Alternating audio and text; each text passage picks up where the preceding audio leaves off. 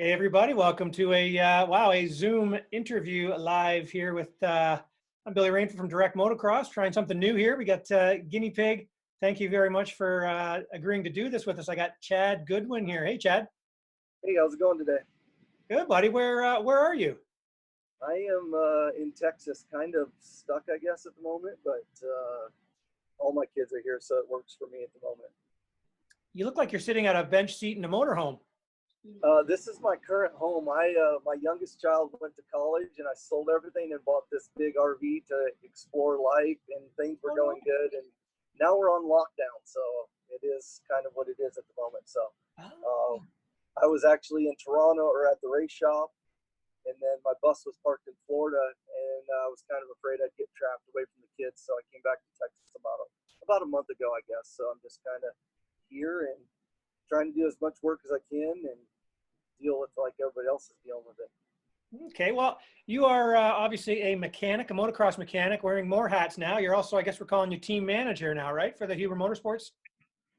That's yeah, that's correct. I guess after the last arena cross, Gerhard Huber asked me what my plans kind of were, and I really didn't think I was going to change much. I was happy doing what I was doing with Matt, and just kind of talked about some things. I sat down with him and Christian, his son, and we kind of decided to go this route. So kind of been an interesting change of events for sure. I spent most of November, I guess, went and visited with all the current sponsors, new sponsors, kind of did one-on-one, just realizing that I guess I've done this so long now that I'm afraid to, what's the future? Not fearful, just I think there needs to be more interaction, more activation if we're going to do this, much longer. So sat down with everybody and kind of came up with a plan, and then we started from the very, very bottom of the network of our group and went through everything top to bottom. So that was pretty much November, December, and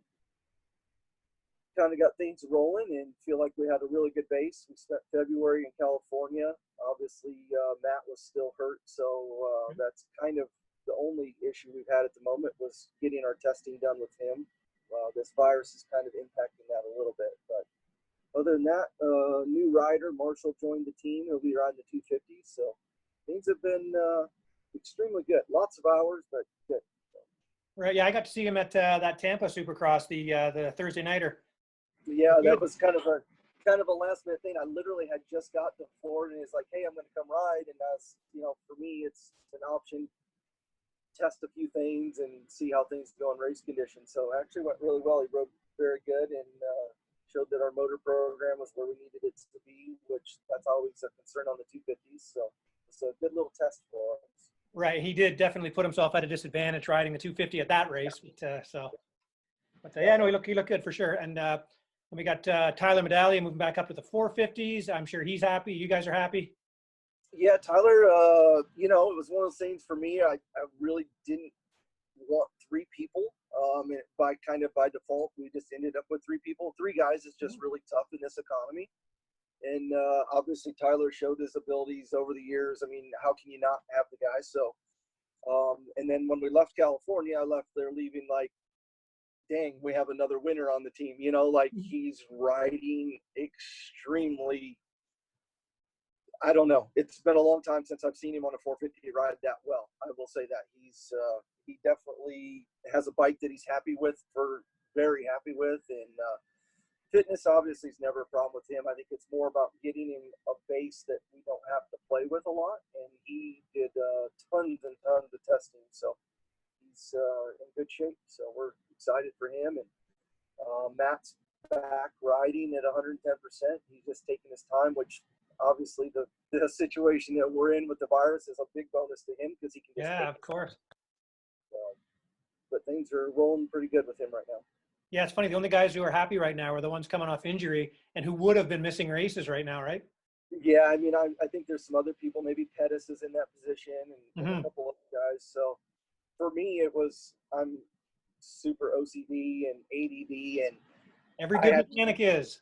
I just had lists and lists and lists. And, so November I started this. And then when Matt got hurt, that was kind of a little setback. And then getting everything for testing in California in February. And we picked up 80% of our product while we were there, so we don't have shipping delays. And Kawasaki Canada I mean, they treat us amazingly, and all of our parts were already at the shop in Maryhill there, and we're just in a good place. And then with Matt, it was kind of like this little bonus where, he was going to be ready anyhow.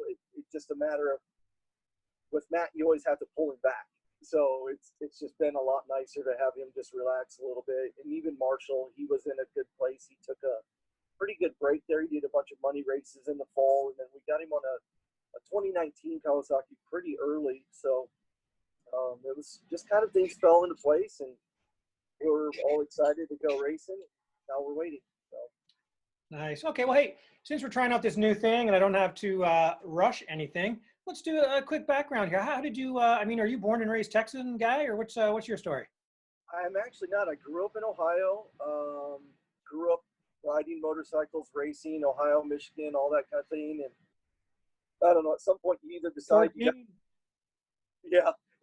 at some point you have to decide you're going to, go to college or get a quote real job or something. And I started helping a friend. I was pretty mechanically inclined from my father, so that kind of just rolled into it. And 1990 somehow, as a senior in high school, I went and did a whole bunch of supercrosses and outdoor races with a guy, a local kid that needed some help. And now 2020, here I am still kind of doing the same thing. So I've raised my family. I've met millions of people, traveled everywhere. It's just kind of, sometimes I look back and think about it as like, golly, from this small town, super small town, 80 kids in my high school or something. And here I am, and I've literally been everywhere and friends everywhere. And that was kind of I took a break in 16. I was supposed to work for Matt in 16 and 17 on the Yamaha team. And after our indoor season and he got hurt there at the last round, I just felt like I needed a break and kind of reset the batteries. I wanted to be around for my youngest graduations, things that I missed with my other two kids. So kind of did that. And then I was talking to Jacob Hayes about doing some things and ended up coming up to Deschambault in 18 and met the Huber group. And man, I just, clicked right away with Christian and Justin and Gerhardt. And I felt like if I was going to come back and do more wrenching, I wanted it to be, there's no perfect situation, but I wanted it to be that, as close as it could be. So I talked to some teams in the States, and I really did like Canada. I had been coming there. I went 09 all the way through 15. Is that what it was? That was the run from 09 to, okay. Yeah, 09 to 15. So then 16, 17, nothing. I did one race in 18, and then I actually came up to Weltin and talked to the gang a little bit more and just hung out for a free weekend. And I really enjoy Canada. I like the people. I like the scene.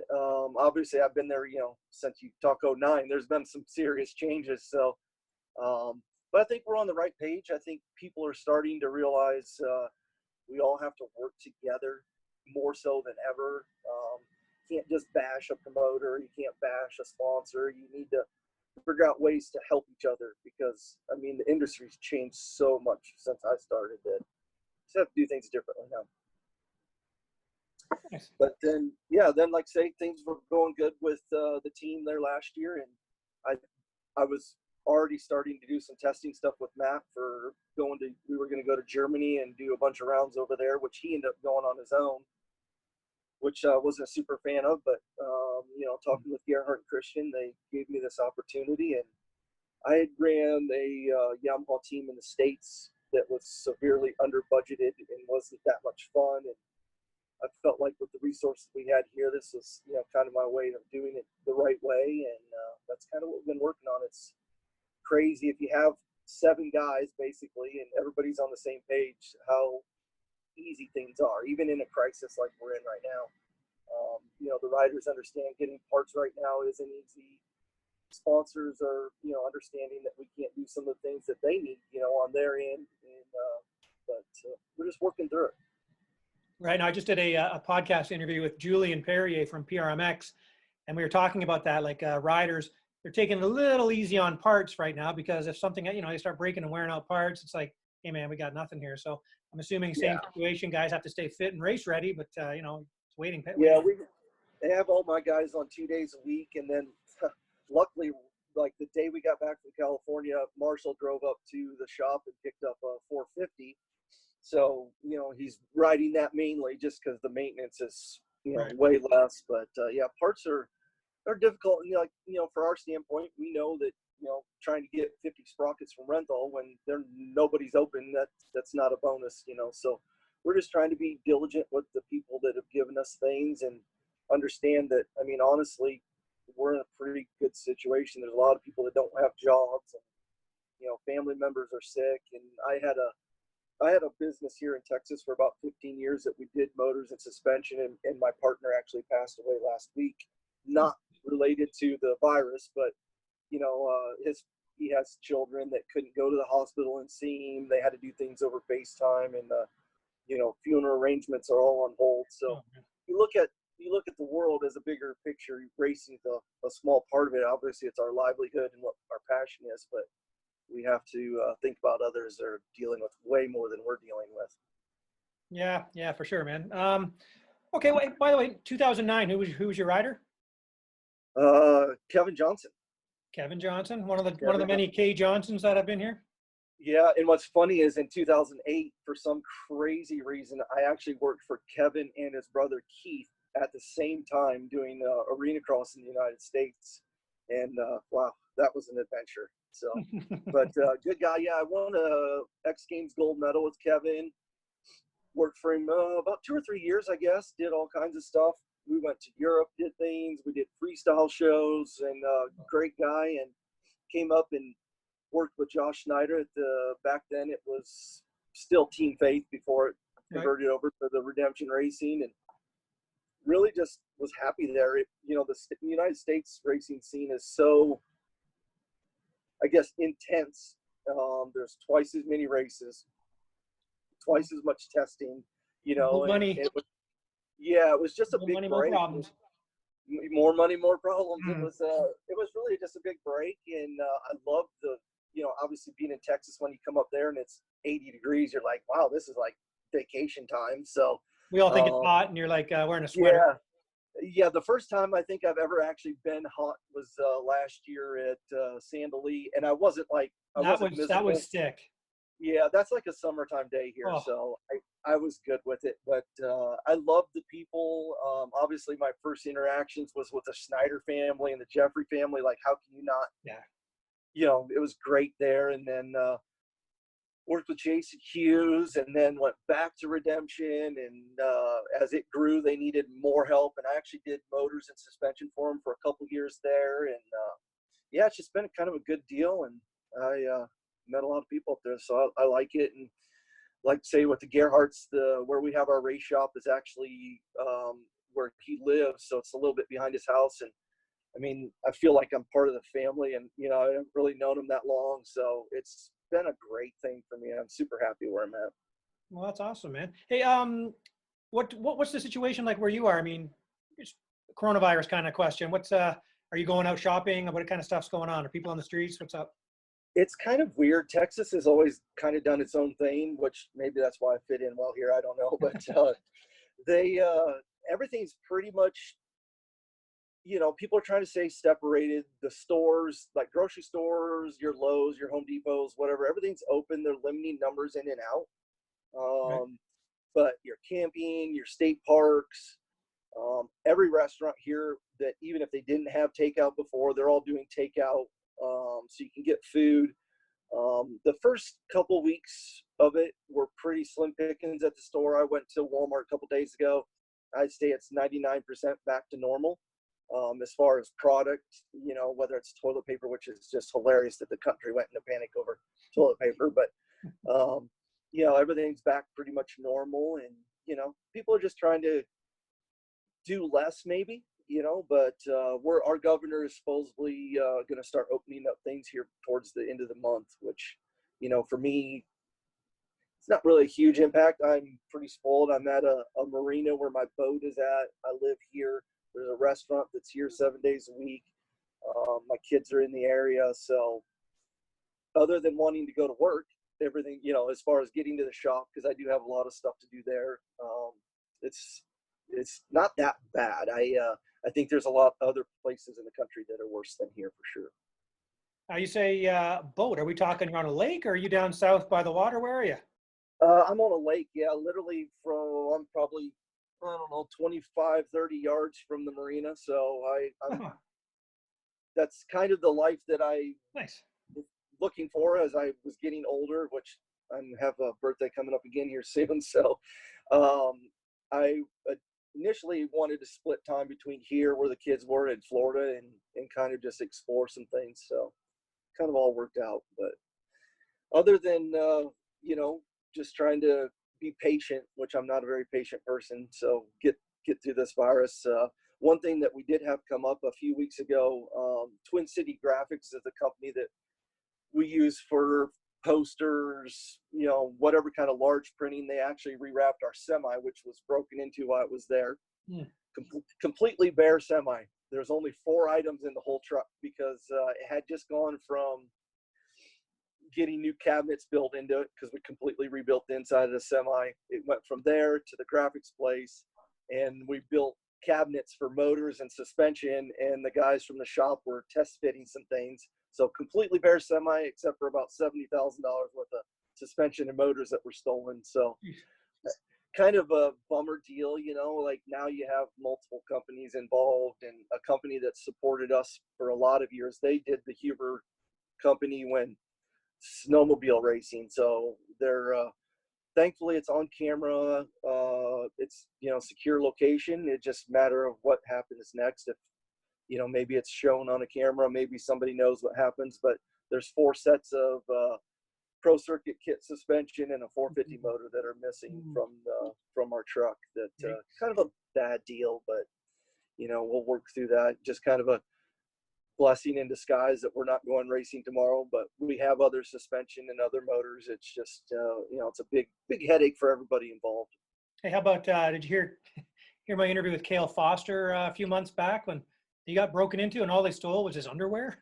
Yeah, it's crazy. And I mean, out of all the things, you would think there was multiple other semis parked there. It's just kind of crazy to think what happens. And it's a unique deal because like the suspension doesn't really fit a production bike. We have little things we have to do, and the motor is it's production stuff that everybody in the brother has. So maybe it'll turn up, and if not, we'll keep doing what we need to do. So that was a big change for us this year. Motor suspension stuff, we went completely in-house, dealing directly with factory Kawasaki in the States. Pro Circuit, Team Green, everything pretty much is handled directly there now. So they weren't super happy about some of the stuff that got stolen, but we'll do our best to get it back. So other than some sponsor changes along the way, but not a whole lot. That was a big thing for us, a big commitment to go there for that period of time to get things done. And Dan Fahey that runs Factory Kawasaki, we went down there and spent days with his guys, and a lot of the guys I've known. Aaron Johnson, one of the head techs over there that does all their R&D stuff. I mean, I've known him for 20 years. So trying to work things better to have a better platform and some better results this year. Nice, man. All right. Well, what say we, since you're a mechanic, we did this with Steve Sims, and I went kind of easy on him. I'll go kind of easy on you too here, but a little something with mechanics. We're doing 20 questions. I pick a motorcycle part, and you have 20 questions to guess what it is. Should we move on to that? Yeah, let's try it. Got the answer right here. Okay. Okay. Oh, let me get my pen and start a little tally for questions here. Whoops. Uh-oh. All right. Hit me. Question number 1. You want me to pick a part? No, I picked the part. You have to guess what it is in 20 questions. Okay. Go for it. Sprocket or gears. No. Are you just getting specific? You can, ask material, whereabouts, Okay. Metal part? What's that? Is it a metal part? See, this is, again, there are variables here. So I'm going to say normally no. Okay.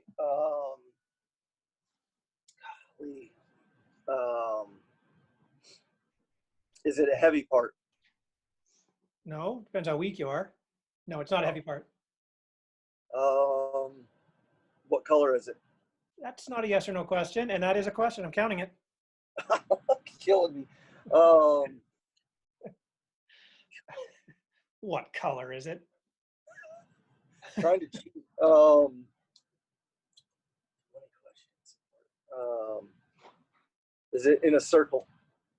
Is it in a circle? Well, I guess I have to say Is yeah. it round? Okay, so Yeah, it is round. It is round.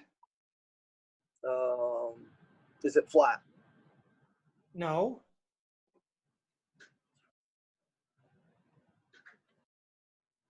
Does it have a hole in it? Yes. Is it a washer? No.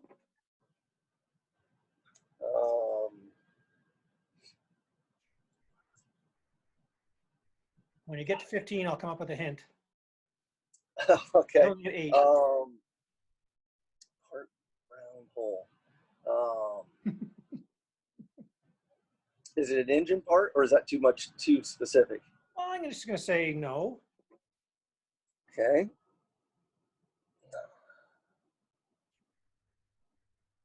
Is that a gas cap? No. Okay. Round plastic with a hole in it. Not a washer.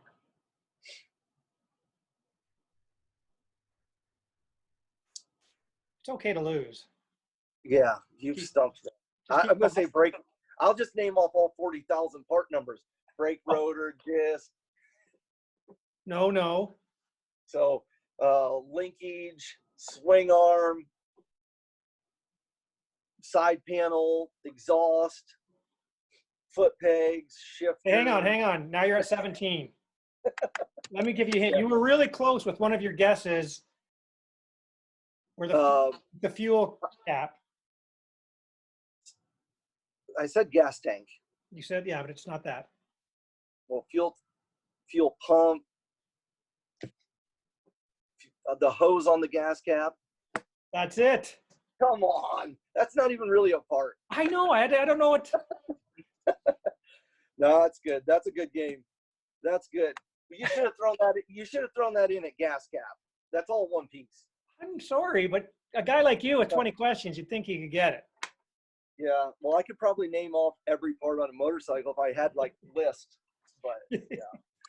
Well, let me check my list here and make sure we covered some things that I wanted. Hey, I got to ask you this. You said you're an ex-racer and stuff. What was your first race number and how did you pick it? 971, and I picked it because Larry Ward. Oh, yeah? Yeah. So I grew up not, I shouldn't say far. I was kind of about the same distance between Redbud and Troy, Ohio. Okay. And then kind of in that area, we lived on one side of the river, and there's a track still there today called Sandusky Valley Riders. I grew up right by there, and just kind of grew up riding. My dad was into Harleys, had a Harley shop when he was younger, and just kind of grew up riding motorcycles. And yeah, Larry Ward 971 on a Honda. That was my favorite number. So that's awesome. How old are you now, Chad? You're going to have a birthday. What's this? I'll be 47 on May. 47. All right. Yeah. That's not much. So I did the whole 90s 2-stroke era and all that into 4 strokes, and yeah. Nice. All right, buddy. Well, hey, thank you very much for doing this. That was good to hear from you. What's going on with the team and the coronavirus stuff, obviously. And you won 20 questions. We'll give you that. You won 20 questions. Anybody you want to thank? Did Steve win? Steve did win. I think I gave him one too. What was his item? I can't even remember now. It's been so long ago. Yeah. It was a master link. It was a chain master link. Okay. Yeah, that's a good one. Pretty good. Obviously the biggest thing for me, I thank my kids who put up with my garbage of being gone all the time. They're all raised. I have one out of college, 2 in college. Wow. The whole Huber family, from Heather, Gerhardt, Christian, and then, obviously the staff, Brendan, the truck driver, typical smaller team, he does a million things that people don't even realize what he does. Justin Rooney, he's going to be around again. So JR will be back, and then we hired a guy that I've known from a while. He's out in Phoenix, Tyler Verba, and he does a lot of work for the Deegans. So good kid, and just our sponsors, especially the big ones, whether Kawasaki, Monster, Pro Circuit, kind of our big ones at the moment. We've long relationships with Parts Canada, Alpine Stars. We switched to Thor gear this year, so that's kind of a change for us a little bit. But man, we just have tons of sponsors, and I have 33 major ones that I have had a relationship with most of them for 20 years. So it's kind of a cool deal. I mean, the guy John I've known forever, Renthal, Paul, he was at Pro Taper and moved over. I've seen him for a million years. I've been to his house. That's awesome. Hey, what's in the background? That's my mom. So yeah, just that's awesome. Just a lot of sponsors, a lot of people that have got me this far. So I mean, even media people. I mean, I went and did the Pulp show not long ago. I've known Steve for a long time. This show, when I was at Kawasaki, Danny Bro's there now, which he was back in the day with, he was part of the Racer X back then? Oh yeah, he started. Yeah, So, he was in it. He started direct motocross. Yeah, so just lots of people. I mean, Galdi. It's crazy how small. It's like a family. It's like my second family. So super thankful, and hopefully we can get back to racing here, whether it's June or July. I mean, obviously nobody really knows at this point, but excited to go. All right. Well, again, hey, thanks for your time. Stay safe down there, and do what you can. And are you not even allowed to head out on the boat, or they shut that down too? Yes, on the boat. Okay. All right. Yeah, Texas. You're still allowed to go shooting. You're still allowed to go get beer, and you can always go to the lake. So. All right, man. Yeah. Well, again, thanks for doing that. Hopefully we see you soon. Yeah, stay safe. Okay, buddy. Bye-bye. Thanks. All right, see you, Bill. Bye.